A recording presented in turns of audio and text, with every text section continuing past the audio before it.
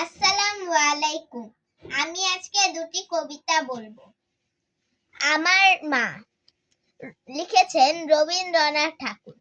আমার মা না হয়ে তুমি আর কারণ মা হলে, ভাবছো তোমায় চিনতেম না, যেতাম না ওই কোলে।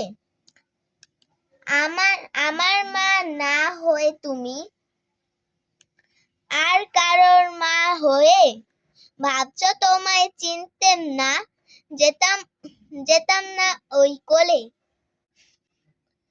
তোতা পাখি, আতা গাছে তোতা পাখি, ডালিম গাছের মৌ, এত ডাকি তবু কথা কও না কেন বউ। আতা গাছে তোতা পাখি, ডালিম গাছের মৌ, এত ডাকি তবু কথা কও না কেন বউ।